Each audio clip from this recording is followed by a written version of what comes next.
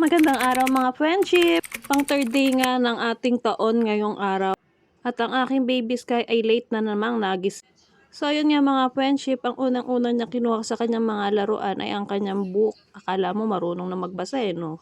Nagmumuni-muni nga si Sky, iniisip niya ano kaya yung ikakalat ko sa umagang ito. So fast forward tayo mga friendship, nandito kami ni Sky sa kusina at lulutuan ko ang aking kuya Sky ng kanyang umagahan.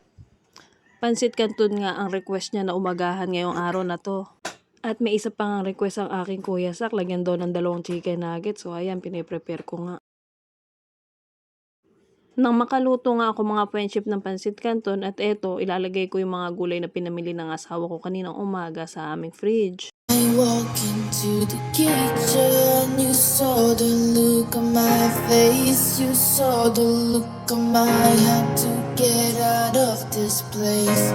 I seen something I've never seen before. When you put on the pineapple, we couldn't be friends anymore. Pineapple blossoms, couldn't be that.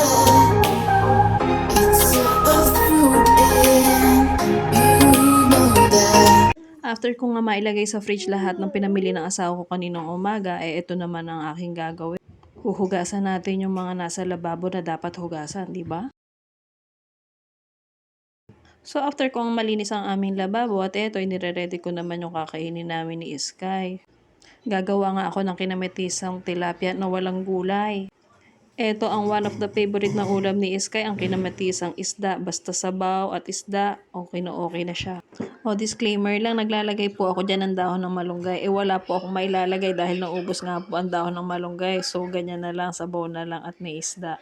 So ito na nga ang masayang part, nakala ko makakain na kami ni Sky. Pagbukas ko nga ng aming rice cooker, yan, walang jo, hindi pala napindot. Kaya ayan, maghihintay pa ulit kami ng ilang minuto para makakain kami ni Sky. So yun lang, bye!